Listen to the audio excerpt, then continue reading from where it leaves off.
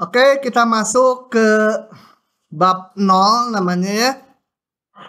Bab 0 dengan judul ini. Saya langsung aja.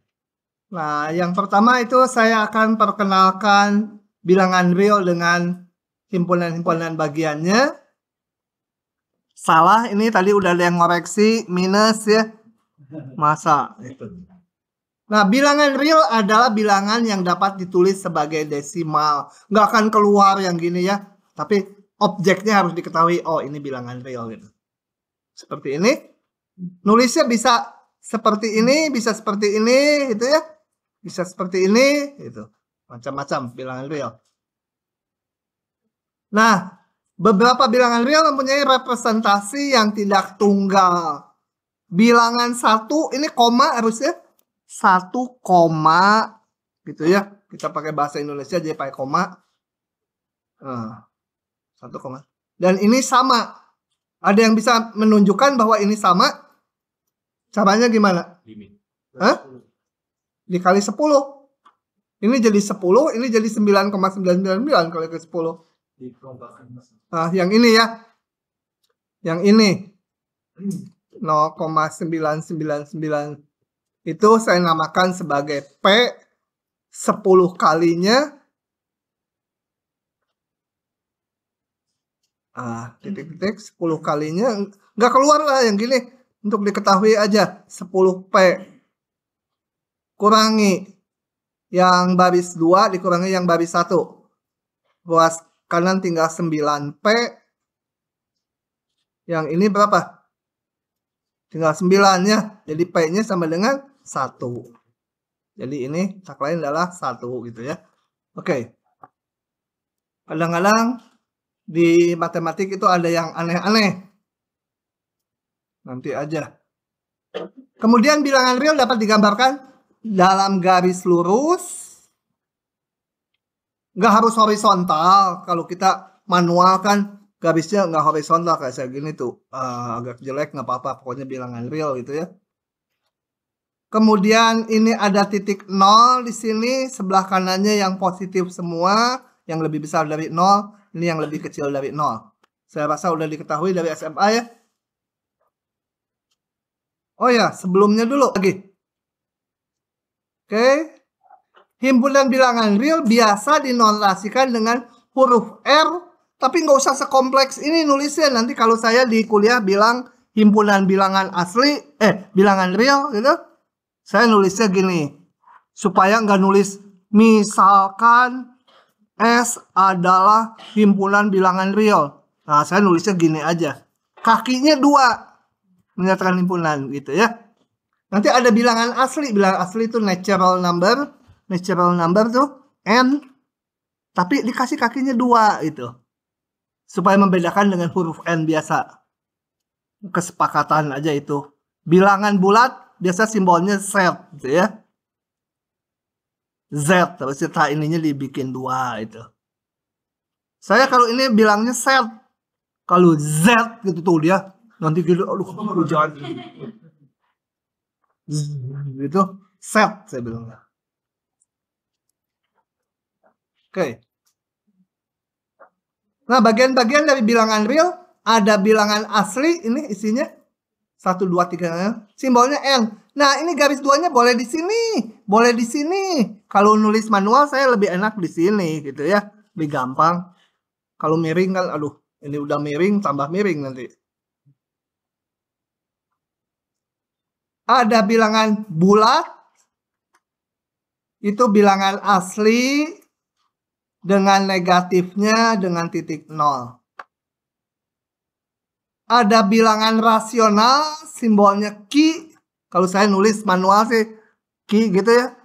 Saya simbolkan apa ya yang 2-nya, lupa. Gitu aja lah gitu. Kayak cacing ting. Gimana ya? Nggak tahu pokoknya mah. Mau Ki aja juga nggak apa-apa. Kan ngegambar gini susah tuh lama. Itu adalah pembagian 2 bilangan bulat. Ini bawahnya namanya penyebut. Penyebutnya nggak boleh 0. Jadi jangan nanya bagaimana kalau 0. Nggak ada, kita nggak membicarakannya. Kecuali mungkin kalian tahun 2004, nah itu kan kalian masih di akhirat tuh, belum turun ke bumi. Mungkin di sana ada gitu membagi 0. Atau belajar bahasa Korea ya. Korea tuh ada huruf yang mirip 0/0. Atau huruf apa lupa. Di sini nggak ada. Gimana kalau nanti ketemu 5/0? Ya itu nggak akan ada. Itu ya dibuang. Itu aja gampangnya. Kalau atasnya boleh 0 ya. 0/5 ya boleh. 0/-5 ya boleh. Itu rasional. Nah, cara menulis representasi itu penulisan bilangan rasional nggak tunggal. Kalau biskuit kan tunggal ya. Tahu nggak biskuit? Mari. Nah itu kan tunggal. Kalau ini nggak tunggal. Bisa 2/3 bisa ditulis. Ini bisa ditulis ini. Nggak tunggal. Kemudian selain bilangan rasional, bagian dari bilangan real tuh ada bilangan ini nih. Kalau ada ira-iranya tuh biasanya cantik. Tapi bikin susah. Nah, bilangan irasional. Apa itu bilangan irasional? Semua bilangan real yang nggak bisa ditulis kayak gini sebagai pembagian. Itu namanya bilangan irasional. Bilangan irasional ini tidak mempunyai simbol khusus. Nah, kalau ada yang hijau gini, kalian bisa klik. Ini ada penjelasannya. Tapi saya karena nggak terlalu perlu di kuliah ini, nggak saya klik. Kalau mau ngeklik ini, kalau sekarang diklik nggak bisa tuh. Harus ke tangan dulu. Baru bisa diklik gitu ya. Low. Udah nggak perlu lah pokoknya. Kalau penasaran baca sendiri. Nah, kemudian ada simbol ini. Min tak hingga dan tak hingga. Dua simbol ini bukan bilangan real. Hanya untuk menyimbolkan bahwa bila sebuah himpunan anggotanya membesar terus kayak ini sampai tak hingga itu. Tapi nggak termasuk bilangan asli dia. Nggak termasuk bilangan real. Ini juga nggak termasuk. Hanya untuk menyimbolkan mengecil terus atau membesar terus. Nah, kalau tadi dikatakan ada bilangan rasional, ada bilangan irasional. Tentu saja bilangan real itu gabungan keduanya. Karena bilangan irasional adalah semua bilangan real yang tidak rasional.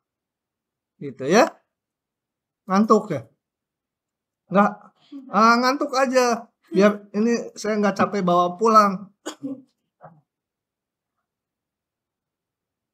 Kalau ada yang ngantuk jangan dibangunin ya. Saya dikasih tahu pelan-pelan. Hobi saya nyiram mahasiswa deh, supaya jadi subur. Aduh, kerekam lagi. Ini mau dibuktikan nggak? Oh ya, kuliah ini nanti arahnya bukan membuktikan rumus ya. Arahnya nanti menggunakan rumus untuk masalah yang ada. Jadi bukti-bukti nggak akan keluar bukti nih. Saya tuh dulu, ini mau dibuktikan atau dilewat aja? Ngeklik sini atau ditulis manual? Tuh saya lupa nulis manual. Sama dengan yang tadi yang minta ditulis manual. Jahat mahasiswa memang. Nih soalnya nih. Buktikan akar 2 bilangan irasional. R-nya 1 aja bahasa Indonesia. Irasional. Atau bukan rasional ya. Oke. Nah, untuk ini saya perlu satu rumus ini. Rumus ini juga dibuktikan, tapi nggak saya buktikan di sini. Tapi udah ada saya taruh itu di link diktatnya. Itu harian harus baca dulu ini sendiri. Ini nggak masuk di silabus. Tapi ini mungkin kalau dilihat dibaca-baca ada perlunya. Teknik pembuktian, jika maka, jika hanya jika.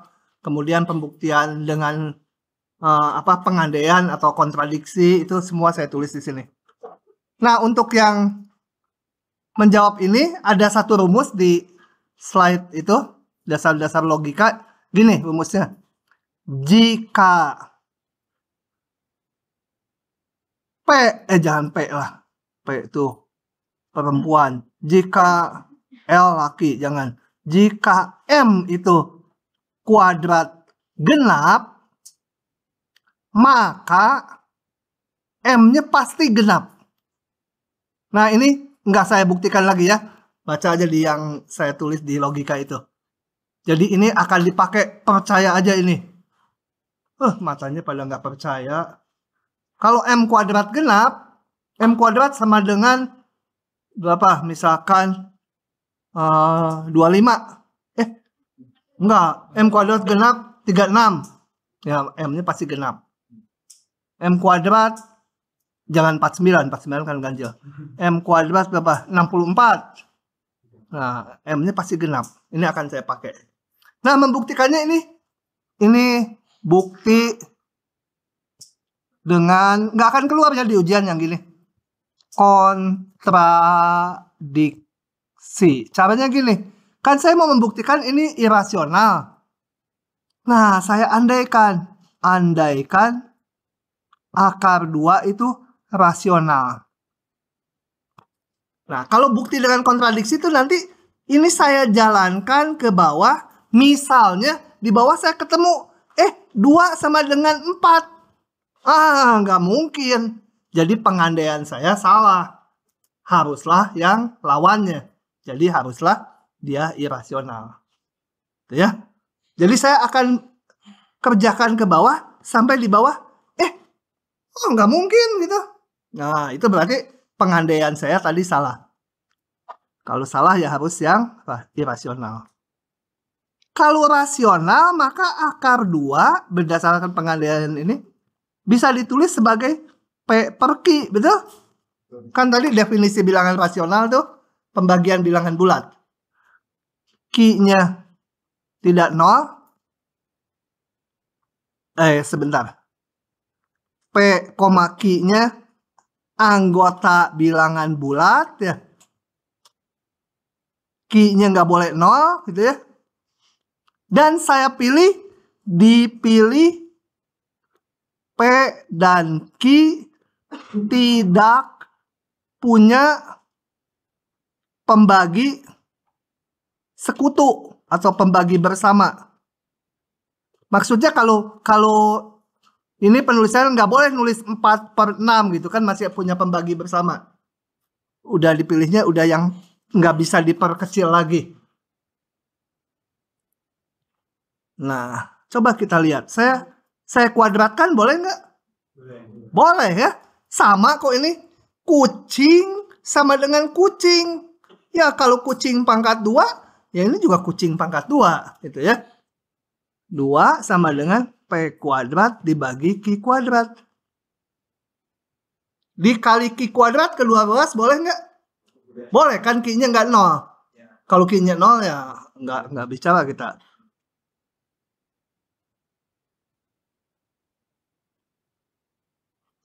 Yang ini seluruhnya pasti genap, betul?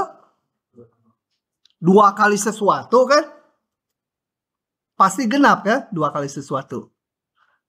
Nah, ini kuda. Ya ini juga kuda dong ya. Kan sama. Jadi P kuadrat juga genap, betul?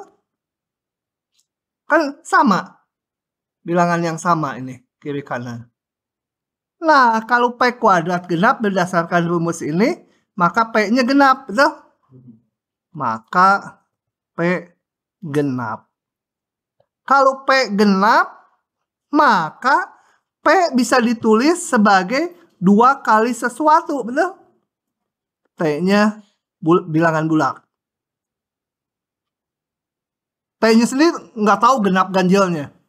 Tapi pasti P-nya 2 kali sesuatu. Karena P-nya genap. Saya masukkan lagi ke atas ini. 2Q kuadrat sama dengan P-nya ganti dengan 2T kuadrat. Atau saya hitung 2Q kuadrat sama 4T kuadrat. Atau Q kuadrat sama dengan 2T kuadrat. Ini gimana? Genap ya. 2 kali sesuatu ya genap. Kalau itu genap, jadi Q kuadrat genap. Betul? Berdasarkan lagi yang ini, kalau Q kuadrat genap, Q-nya genap. Jadi Q-nya genap. Jadi Q saya bisa tulis sebagai 2 kali S gitu ya. Kenapa pakai S? Biar dingin. Nah, ruangan ini juga pakai S. S-nya bulat ya, bilangan bulat. Nah, saya masukkan lagi. Oh, jadi gini, bukan, nggak masukkan lagi. Jadi P sama dengan 2T, Q sama dengan 2S. T dan S-nya bilangan bulat. Kesimpulan, P dan Q punya pembagi sekutu ya. Pembagi yang sama-sama bisa dibagi 2. Nah, ini kontradiksi. Kan tadi udah dipilih. Tidak mempunyai pembagi sekutu. Kasih simbol ini bulan sabit ya. Bulan, ini bintang. Jadi kata Pak Yusril juga, dia kan bulan bintang ya. Berdasarkan bulan dan bintang terjadi kontradiksi. Di atas tadi nggak bisa diperkecil lagi. Setelah dijalankan bisa dibagi 2 si P dan Q-nya. Nah, kalau kontradiksi jadi pengandaian salah. Jadi serba jadi. Akar 2 itu irasional. R-nya kebanyakan. Irasional. Paham? Nggak paham juga nggak keluar di ujian yang giliran mah. Tapi pokoknya sesuatu tuh yang sifatnya rumus tuh ada buktinya. Gitu ya. Oke, begitu. Nah, ini mah yang ketinggalan, nanti lihat rekamannya aja, nggak usah disalin. Nah, untuk latihan mikir aja. Kemudian ada simbol-simbol operator, namanya operator relasional. Relasional tuh yang menentukan relasi, hubungannya mana lebih kecil, mana lebih besar itu. Nah, 4 operator relasional yang sering dipakai adalah ini. Ini simbol lebih kecil atau sama dengan, lebih besar, dan lebih besar atau sama dengan. Coba sebelum dirinci, kalau udah bisa nggak usah saya rinci lagi. Ini benar nggak? 3 kecil 4, betul salah? Betul, kucing juga tahu. Kalau ditanyakan ke mahasiswa ITB. Betul salah? Betul. Dia mah aneh. Betul. Hah? Salah. Saya mah mau betul, mau salah ya nadanya gitu. Betul. Jadi harus yakin sendiri, jangan ngikutin nada saya. Betul salah? Betul. Nah, lihatnya gini. Kalau ada sama dengannya di sini, kita lihat ini. Lebih kecil atau sama dengan. Kalau atau itu asal salah satu dipenuhi, dia jadi benar. Ini lebih kecilnya dipenuhi, sama dengannya tidak. Ya jadi benar. Karena atau lebih kecilnya dipenuhi, ininya nggak dipenuhi. Karena disambung dengan atau jadi benar ya. Nah, kemudian 3. Betul salah? Udah paham ya? Sama dengannya dipenuhi kan? Jadi boleh lebih kecil, boleh sama dengan. Oke. Nanti dipakai. Nah, kemudian ini rumus lagi yang di bawah. Semua ada buktinya, kita nggak akan buktikan satu-satu ya. Nanti kita bisa jadi itu salah arah lagi. Dibuktikan gini, nggak ada yang keluar satu-satu. Terus protes ke orang tua kalian. Maka saya dibawa ke pengadilan nanti. Nah, oke. Kalau ada 3 bilangan real, kalau A kecil B, kedua ruas bisa kita tambahkan dengan sebarang bilangan. Ininya nggak berubah hubungannya ya. Dikurangi bilangan, hubungannya tetap. Nah, kalau A kecil B dikalikan dengan bilangan positif, dia nggak berubah. Kalau dikalikan dengan bilangan negatif, terbalik. BC menjadi lebih kecil dari AC. Atau berbalik tanda, kalau mau ditulisnya gini. AC, ini BC, supaya urutannya sama tata letaknya. Nah, ini menjadi terbalik gitu ya. Kalau dikali bilangan negatif.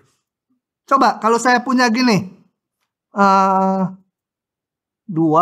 kecil 3. Kalau saya kalikan dengan bilangan C, 2C sama 3C besar mana? 3C. Tergantung.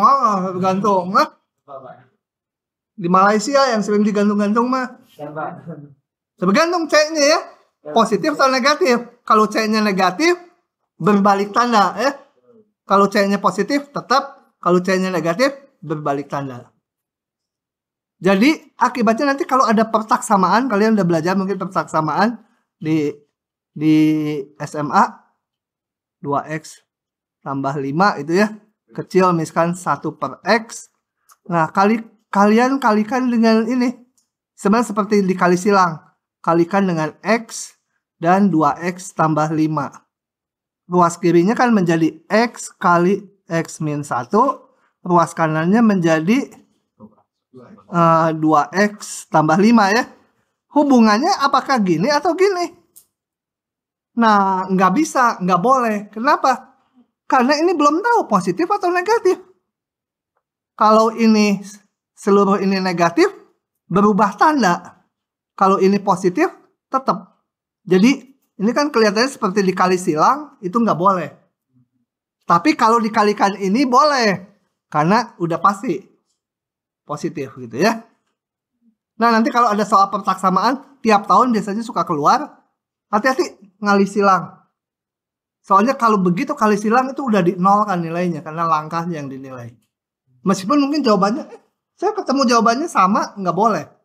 Karena jawabannya bisa sama, bisa beda. Tergantung jenis soalnya. Tapi langkah itu salah.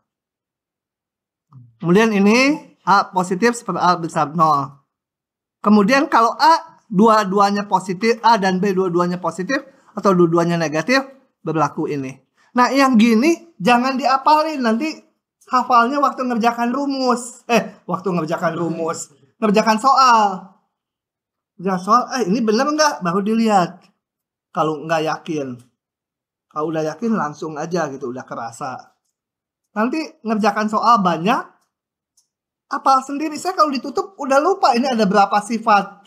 Suruh nuliskan lagi lupa, saya nggak ingat.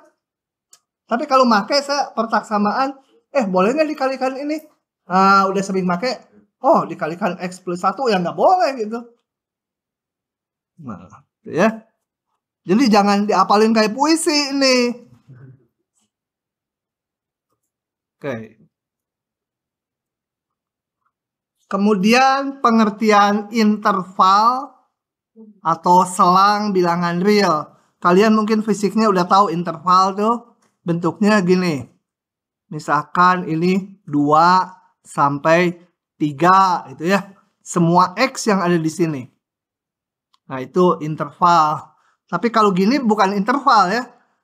Yang ini misal 2, 3 digabung 6, 7 gitu ya. Bukan interval itu. Itu gabungan interval. Nah, formalnya interval itu apa? Yaitu sebuah himpunan. Ini himpunan bagiannya simbol ini. Oh ya, simbol ini tuh kalau himpunan bagian, ini I-nya boleh sebagian dari bilangan real, boleh I-nya juga sama dengan bilangan real ya. Karena ada yang buku yang menyatakan kalau sama itu harus ininya boleh sama gitu. Kalau kita di sini enggak. Ini kalau A himpunan bagian dari B, A-nya sama dengan B juga boleh. Nggak harus benar-benar ini sebagian ini, enggak. Nah, disebut interval bila I memiliki minimal 2 anggota. Harus minimal 2 anggota. Kalau cuma 1 titik ya bukan interval. Dan memuat semua bilangan real yang berada di antara kedua anggota tersebut. Gitu ya. Nah, ini contohnya di sini ya ini memuat intinya gini, kalau diambil sebuah bilangan di dalamnya A diambil B, maka semuanya harus termuat di I. A-nya mau ambil yang ini boleh, pokoknya setiap diambil 2 anggota, semuanya masuk ke I. Udah lah, nggak usah terlalu formal gitu aja, pokoknya. Pak, saya balik. Nggak akan ditanya persis-persis kayak gini lah. Pokoknya kebayang interval itu sekumpulan bilangan dibatasi ujung-ujungnya. Nah, untuk menuliskan interval ada macam-macam. Bisa notasi 1, notasi 2, atau notasi 3. Pilih salah satu aja ya kalau menjawab soal di ujian. Jangan nanti udah menjawab jawabannya interval ini atau sama dengan ini, nggak usah. Udah itu aja. Gini, ceritanya yang ke-1 dulu. Mungkin nggak kebaca ya, terlalu kecil. Saya perbesar dikit. Kalau saya punya himpunan X, bicaranya semua X itu bilangan real ya. X bilangan real, X-nya terletak antara A dan B. Ujung-ujungnya nggak masuk. Misalnya, konkretnya X-nya di antara 1 dan ini X-nya jadi gini karena di zoom. Dan 5 itu ya. A dan B-nya itu 1, 5. Itu adalah menyatakan semua bilangan real antara 1 dan 5 ujungnya nggak masuk. Nah, kalau digambar gini. Ini dikasih bolongan. Boleh juga pakai notasi ini. Jadi ini bukan titik di bidang. Ini semua X di antara A dan B ujungnya nggak masuk. Boleh juga ini pakai gambar gini. Ini A, ininya pakai kurung, nggak usah pakai bulat gini. Bulat susah. Ini B, kurung buka. Tuh artinya semua X yang ada di sini. Ya, si I-nya tuh. Nah, kalau ujungnya salah satu masuk, ini dua-duanya masuk, ini pakai ini ujung A-nya termasuk, B-nya termasuk, ini pakainya kurung siku. Atau di sini jendolannya penuh, atau boleh juga gini. A, ini kurung siku maksud saya. Gitu ya. Boleh. Oke, ini dinamakan interval tutup. Ada yang salah satu ujungnya aja masuk atau half open, setengah buka. Nah, ini A-nya masuk, B-nya enggak. Gini. Dah, paham ya? Kalau mulai di titik A sampai tak hingga semuanya. Nah, nulisnya gini. Atau himpunan X, X besar A. Oh, ini dari A sampai tak hingga. Tapi nggak pernah ada yang gini. Ininya siku. Nggak boleh. Karena tak hingga dan min tak hingga bukan bilangan real. Ya. Jadi kalau nulis gini kita sepakati dipotong 50% ya. Nggak ada yang protes. Sepakat. Untuk kelas yang lain. Kalau kelas ini dimaafkan gitu ya. Supaya nilainya lebih tinggi. Alah, kerekam lagi.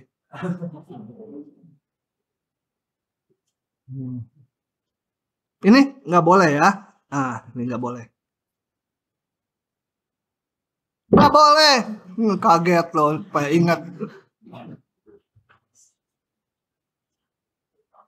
Si ngantuk jadi bangun, harusnya diguyur. Oke ya.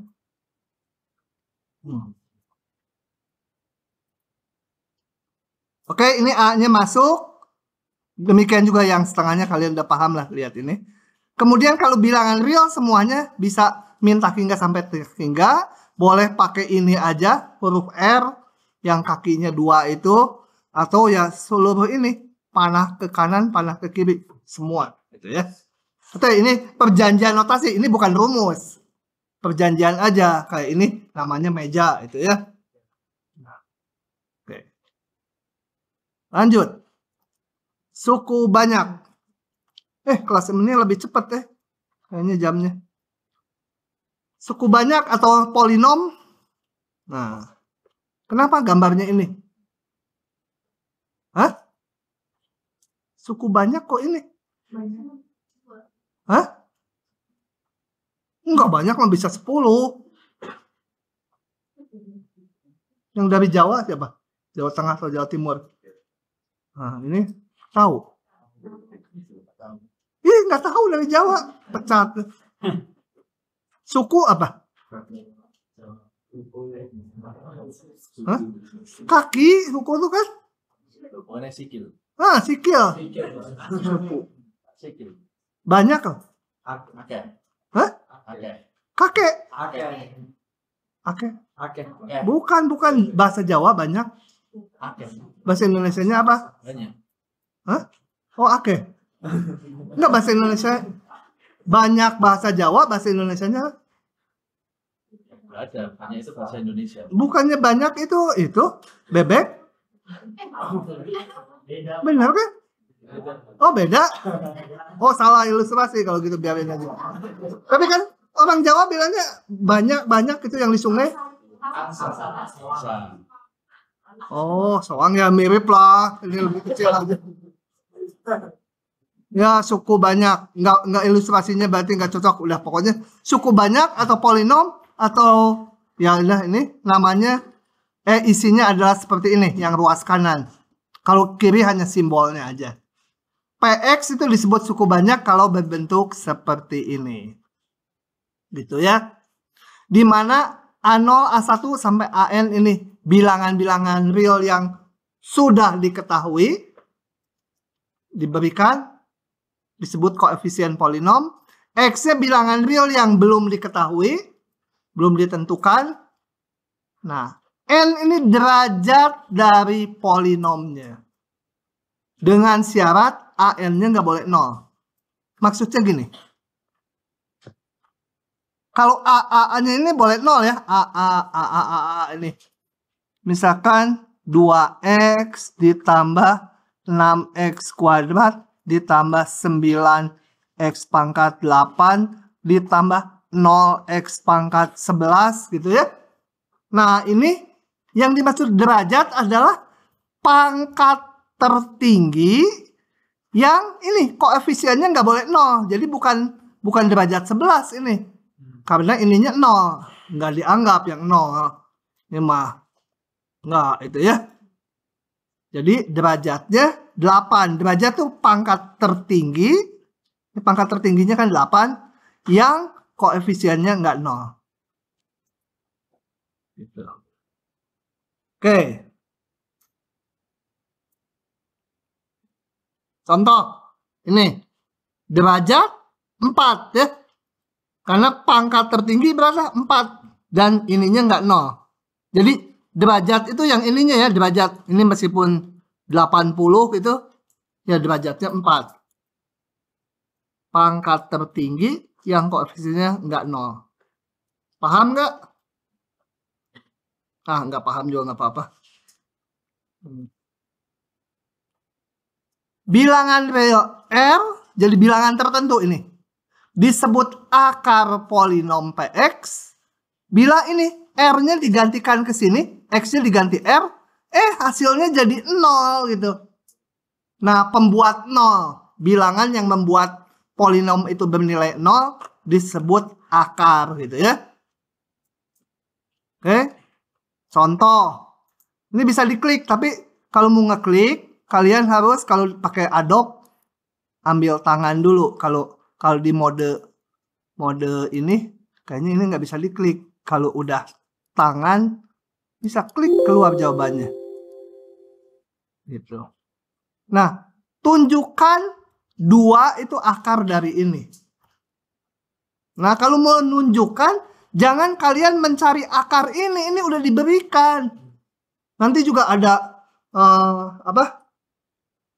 misalkan kita membahas turunan. Tunjukkan ini turunan dari fungsi ini. Jangan fungsi ini dicari-cari turunannya. Diakurkan aja tinggalannya kayak ini nih. Tunjukkan akarnya. Tadi akar apa? Pembuat 0. Artinya kalau X-nya diganti dengan 2, bener nggak ini jadi 0? Ganti saya X dengan 2. Ini ingat ya, ini X semua. Kalau ini diganti dengan kancil, ya ini harus ganti kancil semua. Ininya embe, ganti embe semua. Embe tahu nggak? Embe tapi bahasa Sunda ya. Diganti 2, ya 2 semua X ganti. Nah, kalau dia akar, ini harus hasilnya 0. Hitung 0. Percaya aja, udah jangan dihitung dalam kepala lah. Nanti kalau salah jadi berabe lagi saya. Itu ya akar. Kita hanya membahas kalau polinom yang penting akar. Karena itu yang susahnya. Kalau batang, daun kelihatan langsung. Lihat saja keluar tuh pohon. Batang, daun kelihatan, akarnya nggak ada. Jadi akar yang susah, nggak kelihatan. Harus dicari. Nah, polinom derajat 1 atau polinom linier bentuknya seperti ini. Tapi ininya nggak boleh 0. Kalau A1-nya 0 ya bukan polinom derajat 1 lagi.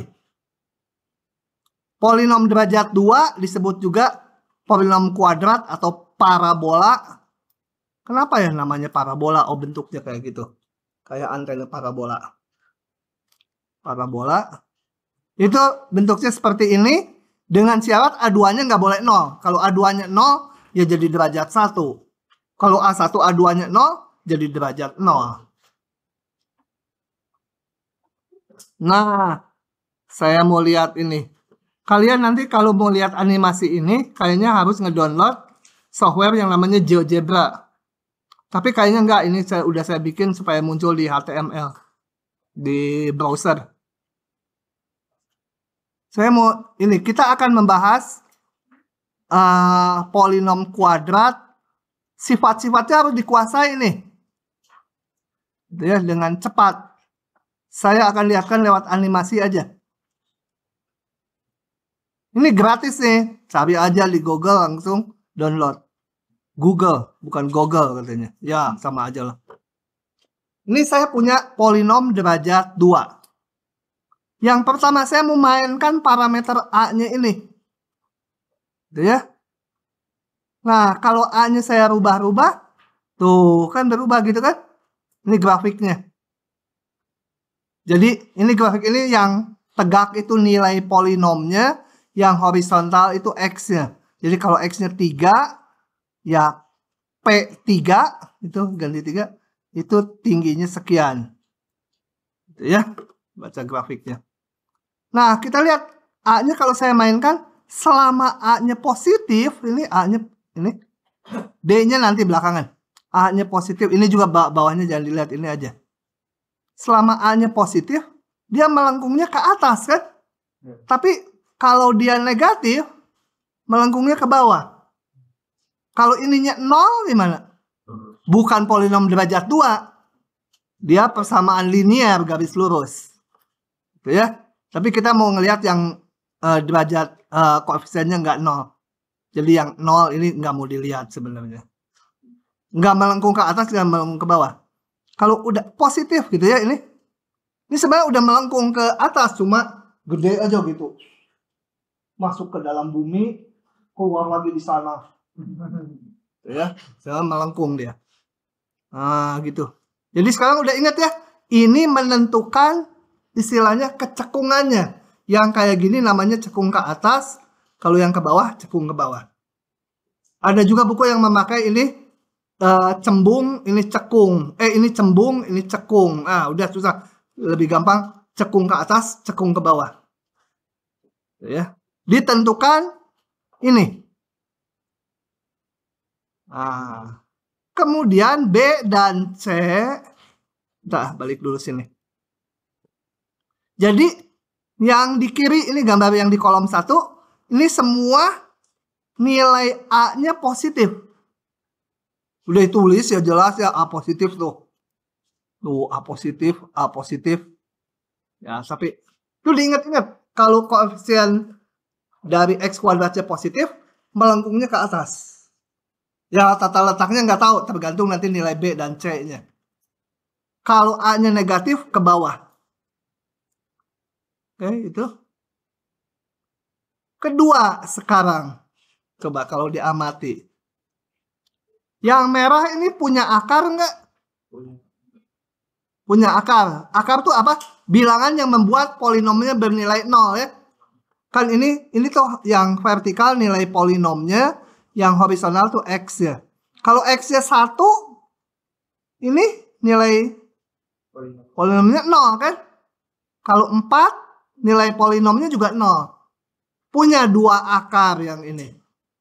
Jadi akar tuh yang memotong sumbu X ya. Sumbu horizontal. Yang ini memotong gitu ya. 1. Ya sebenarnya kembar gitu sering diistilahkan. Tapi terlihat di grafiknya 1 akarnya. Yang di bawah nggak punya akar. Ini kan naik terus tuh, nggak pernah P-nya nggak pernah 0 PX-nya. Oke. Demikian juga yang cekungnya ke bawah. Ini punya 2 akar. Ini nggak punya 1 akar. Ini nggak punya akar. Mana? Bedegong pisan. Nah, ini nggak punya akar ya. Jadi baik yang koefisien A-nya positif atau negatif, mungkin punya 2 akar, mungkin punya 1 akar, mungkin nggak punya akar. Jadi akar nggak ditentukan oleh ini. Meskipun ini pengaruh. Nah, untuk itu maka ada istilahnya diskriminan. Saya nggak akan buktikan lagi karena yang ininya. Nah, kalau diskriminan ini diskriminan bukan determinan. Itu nilai dari B kuadrat min 4AC. Saya rasa udah mulai pada apa lagi ya. Kalian libur habis SMA kan lama. Lupa lagi rumus ini. Lupa nggak? B kuadrat min 4AC? Atau belum pernah? Kalau belum pernah dapat di SMA, guru SMA-nya suruh ke sini ikutan.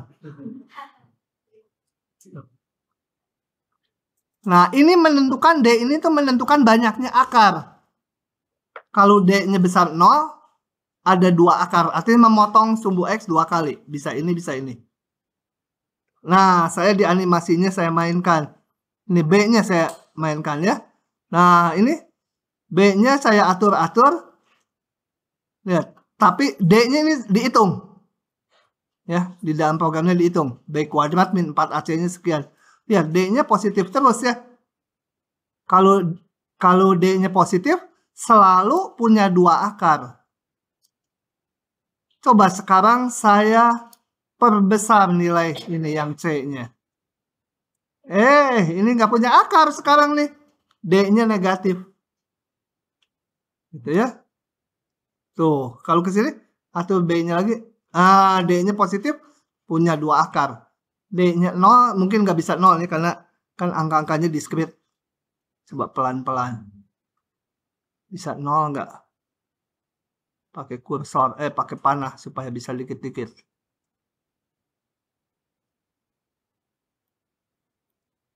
Nah, 0. Motongnya 1 kali. A-nya tadi menentukan kecekungannya. A-nya ya. Kalau D-nya menentukan banyaknya akar. Oke. Nah, kalau terjadi baong pisan nih slide. Kalau terjadi kayak gini nggak punya akar, ini berarti A-nya positif ya. Koefisien X kuadratnya positif. Ini koefisien X kuadratnya negatif. D-nya dua-duanya negatif, D besarnya. Nah, yang seperti ini namanya polinom kuadrat yang definite. Yang ini namanya definite positif, ini definite negatif. Ingat sekarang keluar kuliah udah lupa lagi. Pas tadi ada positif gitu ya. Ini definite positif tuh selalu positif, nggak punya akar. Yang ini selalu negatif nilai polinomnya, nggak punya akar. Tadi cirinya apa ini? Udah ada di sini ditulis tuh, D-nya kecil 0. Ya. Kalau definite ya bisa definite positif, bisa definite negatif. Ditentukan si A-nya tadi. Kalau ke atas definite positif, ke bawah definite negatif. Akar-akar polinom pakai rumus ABC ya. Yang merem aja juga kita lupa gitu ya. Ingat, bukan lupa. Puncak parabola enggak lah, enggak terlalu penting lah nanti ya. Oh, kecepatannya hampir sama sama yang kelas tadi. Nah, kalau yang namanya teorema itu sama dengan rumus, dalil gitu ya. Tuh ada buktinya, tapi kita nggak akan membuktikan. Gini ceritanya. Setiap polinom derajat lebih besar atau sama dengan 3, saya tulis contohnya. Ini misalkan apa? 2 ditambah X tambah X pangkat 5 ditambah berapa? 16 X pangkat 11 gitu ya. Tambah 0X pangkat 13. Derajatnya berapa itu? 11 aja. 0 ngapain ditulis-tulis. Gitu ya. Setiap polinom yang derajatnya 3 atau lebih itu selalu, percaya ini ya, ada buktinya, selalu bisa difaktorkan. Difaktorkan tuh artinya ditulis dalam yang derajatnya lebih rendah. Perkalian polinom-polinom derajatnya lebih rendah. Di mana yang lebih rendah ini mungkin semua linear, pangkat 1 semua, atau mungkin semua derajat 2 definite, atau campuran. Bisa aja yang ininya linear gitu ya. Ini ada lagi misalkan. Yang ini derajat 2 definite. Kalau derajat 2 definite itu udah nggak bisa difaktorkan lagi karena nggak punya akar lagi. Nah, bisa campuran gini, bisa linear semuanya, bisa derajat 2 semuanya. Yang penting bisa dituliskan menjadi polinom-polinom yang derajatnya paling tinggi 2. Karena ini diperlukan nanti di persaksamaan. Ngerjakan pangkat 11 itu susah. Tapi kalau pangkat rendah gampang. Gitu ya. Dijamin loh. Contoh, lakukan faktorisasi terhadap ini. Klik. Nggak mau tuh. Harus ngambil tangan dulu. Tangan. Tuing, sulap kan ini. Kok bisa kepikir jadi itu kan? Ya udah. Nah, nanti di kuliah kita tidak akan keluar di ujian memfaktorkan polinom yang sulit kayak gini. Pasti dikasih yang istimewa karena penekanannya nanti bukan di teknik memfaktorkan. Itu enggak masuk bahan. Pasti enggak akan dikasih yang aneh. Yang enggak aneh tuh misalkan diberikan ini mah harus bisa tuh. Faktorkan jadi apa? 4 lah. Jadi X kuadrat min 1, X kuadrat plus 1 kan? Nah, ini bisa difaktorkan lagi nggak? Bisa. Ini bisa nggak? Hah? Nggak bisa. Kalau diuji diskriminannya negatif. B kuadrat min 4AC. B kuadratnya 0, 4 kali A-nya 1, C-nya 1. Min 4. Jadi kalau udah diskriminannya negatif, nggak punya akar, yang nggak bisa difaktorkan lagi. Nah, ini hasilnya. Nggak akan keluar yang kayak gini. Kayak dosennya aja bisa juga. Ini enggak, saya ngerjakannya pakai software ini. Sebenarnya bisa ada, untuk yang istimewa ada bisa direka-reka ya. Ini 2 kali 12. Bisa lah. Ini sih masih bisa. Tapi secara umum mah susah itu memfaktorkan. Pertanyaannya apa lagi? Dan tentukan interval di mana Px positif dan negatif. Lanjut ke jawabannya. Nah, saya mau ngelihat kapan Px positif negatif. Saya akan gambarkan gini caranya. Gambar garis bilangan real. cari dulu kapan PX 0. Ya, di 1 kan? Di 1 dia 0 kan? Di berapa lagi ini? Min 3/2 ini definite. Nggak pernah 0. Ini selalu positif kan? Ini B kuadrat min 4AC-nya negatif kan? B kuadratnya min 4AC berarti min 15. Jadi dia definite positif negatif? Hah? Bingung dia. Ini definite positif, definite negatif. Definite itu tidak punya akar. Diskriminannya kecil 0. Sekarang pengen tahu definite tuh, kan tadi ada 2. Definite positif sama definite negatif. Kenapa? Hanya positif 1 kan? Ini definite positif. Artinya selalu positif. Berapapun X-nya selalu positif.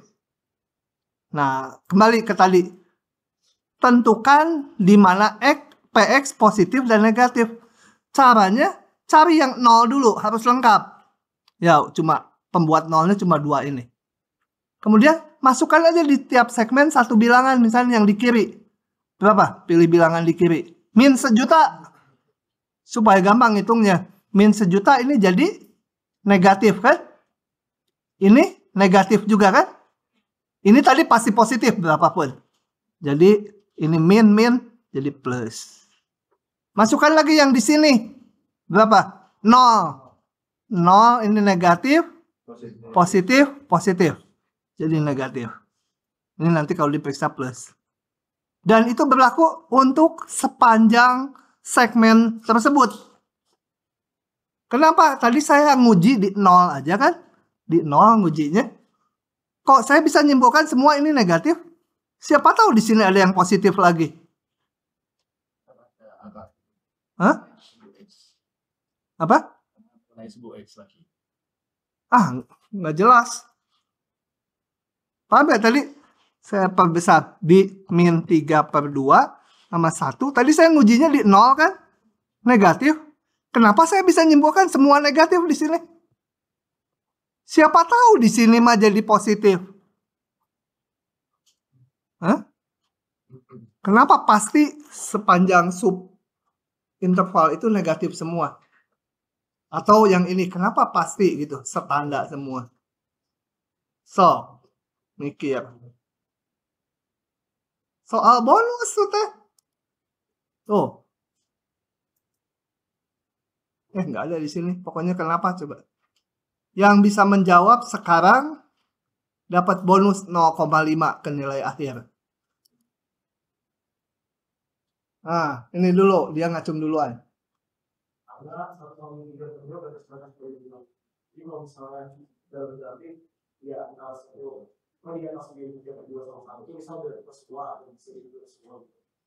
Paham nggak? Nggak paham temannya. Ada benar-benarnya, tapi temennya harus sampai bisa menjelaskan dan temennya paham baru dapat bonus setengah. Kamu? Karena bagian interval itu termasuk di dalam interval yang besar. Jadi yang ada contohnya, Bapak bilang ada orang membuktiin dia punya pasangan yang satu. Nggak bingung nggak? Hah? Oh, bingung. Kamu mau nyoba sambil nulis? Jelasinnya? Setengah lumayan loh. Kalau rata-rata 79, saya 79,5 itu udah dibulatkan ke 80. Tambah setengah jadi A. Kalau 79 mah ya AB. Ya. Karena kalau kita lihat dari interval itu kan ada 3 himpunan bagian ya Pak. Ada yang dikecil. Ada 3 segmen. Dari 3/2, di antara 3/2 dan 1, dan lebih besar dari 1 gitu. Jadi kalau misalnya dibuat dalam diagram Venn, daerah min 3 dari antara min 3/2 dan 1 itu ada di dalam satu himpunan bagian gitu. Dimana kalau misalnya kita ketahui. Kenapa akan dalam satu himpunan bagian? Karena mereka di dalam satu daerah di antara min 3/2 dan 1 gitu. Jadi kan kita sepakati ada 3 segmen. Jadi kalau misalnya min 3/2 dan 1 itu adalah satu bagian. Dibuat diagram Venn itu kan? Ini yang daerah min 3/2 sampai 0. Ini katakan daerah yang 1 sampai tak hingga, ini yang min tak hingga sampai min 3/2. Terus, kenapa nilai polinomnya kalau di sini saya cek 1 negatif, tadi di 0, maka akan negatif semua? Itu pertanyaannya, kenapa akan negatif semua? Siapa tahu, saya tadi cek di 0 negatif, kalau saya cek di sini mungkin positif gitu. Kenapa saya menyimpulkan semua negatif sepanjang segmen ini? Batal. Jadi bisa diambil aja kan semua angka di sini tuh di antara min 3/2 sampai 1. Nah, itu tuh kalau dikaliin ke dimasukin ke x min 1 pasti hasilnya negatif. Terus dimasukin ke 2x tambah 3 pasti hasilnya positif. Dimasukin ke x kuadrat min 4 tambah 4 pasti hasilnya positif. Dan negatif kali positif kali. Tapi gimana masukinnya satu-satu? Ada banyak nih bilangannya. Nanti kalau dimasukin satu-satu sampai mati nggak selesai, ini bilangannya ada tak hingga. So, kamu cobain di berapa? 0,1, di min 0,1, di minus 0,101. Ini masukin satu-satu gitu. Oh, capek tuh sampai mati, nanti masih ngitung aja. Udah gitu tinggal tengkoraknya masih ngitung dia. Pakai teorema aja kan. Kayak kalau lebih dari 3/2 tapi kurang dari 1 tuh udah pasti x min 1 jadi negatif dan seterusnya. Paham nggak? Nggak tuh, sebenarnya nggak paham. Paham nggak?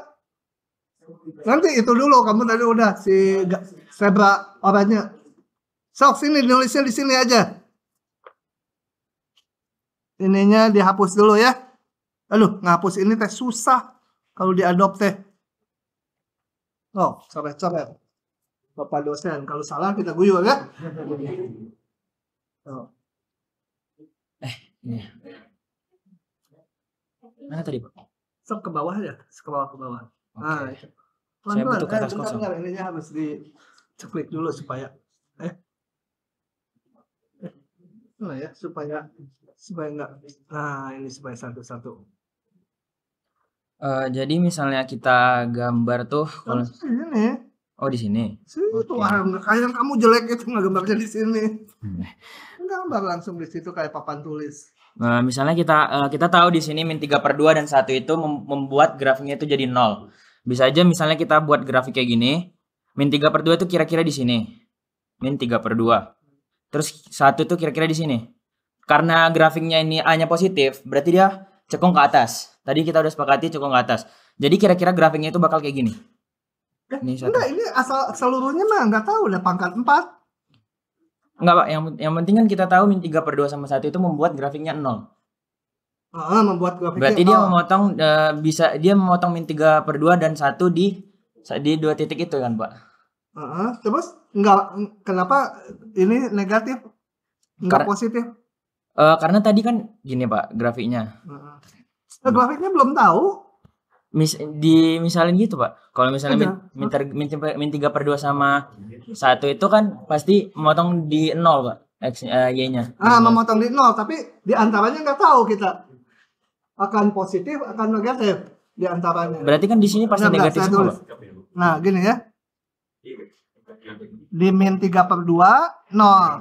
Di sini 0. Ya. Siapa tahu di sini semua positif atau di sini semua negatif. Atau mungkin Iya, Pak. kan bukan polinom kuadrat ini. Oh iya juga. Aduh. Itu dia udah mau bener tadi, Sob. Coba lanjut. Tapi kalau salah lagi nggak boleh ngulang ketiga kalinya. Hapus dulu ya. Cara ngapusnya ini ditutup dulu. Buka lagi.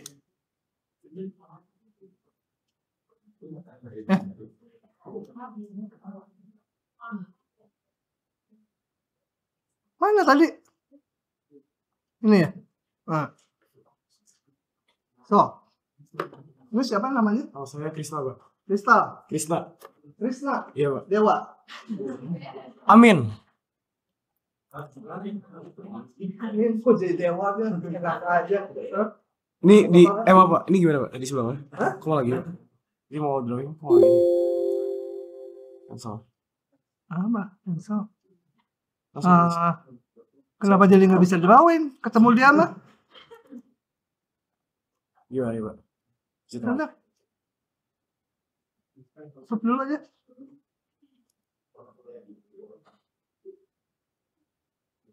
Nah, ini ambil pensilnya. Oke. Nah, Langsung di sini ya Pak? langsung aja. Berarti misal kita punya Ini tadi sampai sini dulu. Nah, ini misal kita punya sebuah grafik. Kita grafiknya misal di sini ya. Grafik kayak gini. Dia berarti memotong di sumbu X-nya itu di 1 dan min 3 per 2. Misal min 3 per 2 di sini. Min 3 per 2 di sini 1. Grafiknya kurang lebih dia titik puncaknya tuh pasti di bawah banget. Berarti mungkin di sini ya. kenapa tak gitu? Kenapa? Gambarnya kenapa gitu? Karena gambarnya saya udah cek di Photomath, Pak. Nggak boleh, ini harus pakai logika. Oh iya, logikanya tapi gini, Pak.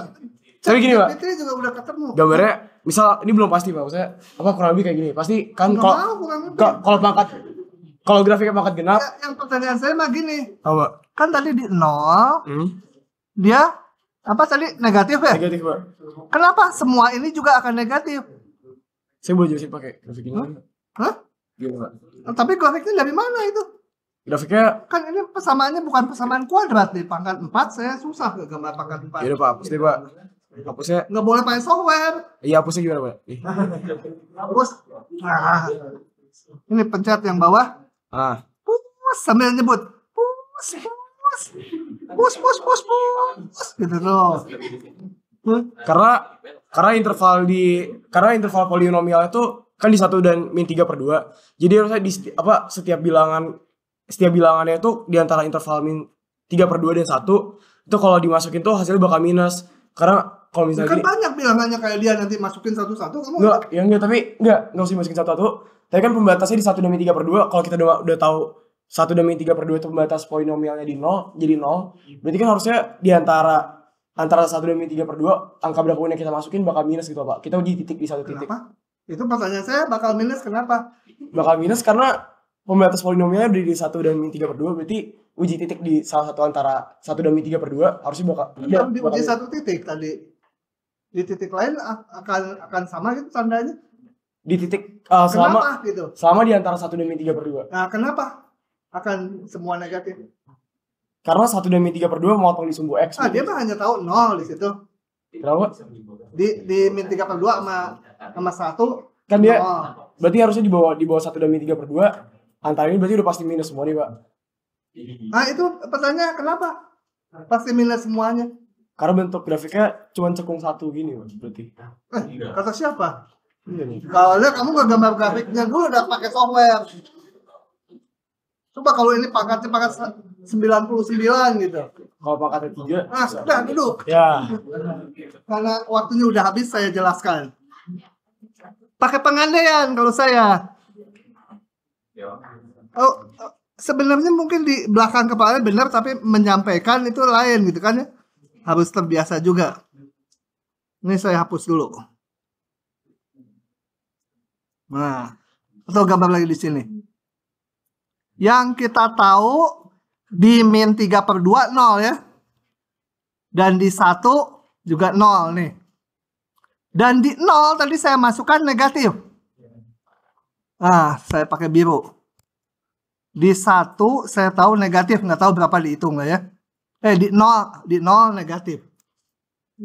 Saya akan menyimpulkan bahwa semua yang di sini negatif. Pakai pengandaian. Andaikan ada titik di sini yang positif. Duh ya. Kan grafiknya nyambung nih. Berarti dari sini ke sini harus nyambung. Pasti ada akar lagi. Pasti nabrak sumbu X kan. Padahal yang menyebabkan 0 hanya di 2 titik ini. Berarti ini nggak boleh nabrak. Berarti di sini nggak boleh ada yang positif, di sini juga. Kalau di sini ada yang positif, nabrak nanti dia grafiknya. Entah grafiknya gimana, pokoknya nabrak nanti. Nyebrang dari yang positif ke negatif. Kalau gitu asumsi Bapak kenapa kalau misal fungsi itu adalah fungsi yang kontinu bukan fungsi yang Nanti memang continue, tapi polinom itu grafiknya selalu nyambung. Itu nanti benar kalau konsep fungsi umum itu. Kita pakai dulu bahwa grafik polinom itu menyambung. Ya. Jadi dipakai memang. Grafik polinom selalu nyambung. Konsepnya memang continue nanti di belakang setelah limit bahkan. Gitu ya. Jadi nggak mungkin ada yang positif. Kalau ada yang positif di sini, nanti dari ini kan udah pasti ini nilainya ini positif, pasti pernah ditabrak gitu ke sini. Ada akar lagi, padahal itu nggak ada tadi, akarnya cuma 2. Nah begitulah. Rada benar-benar tapi harus bisa menyampaikannya juga dengan lebih jelas dari saya kalau bisa. Oke. Ini buru-buru karena waktunya. Oke, udah bawahnya nggak terlalu penting. Oh ya, sama. Selesai sampai sini tadi juga. Oke, kuliah kita sampai sini dulu. Nanti Kamis dilanjut.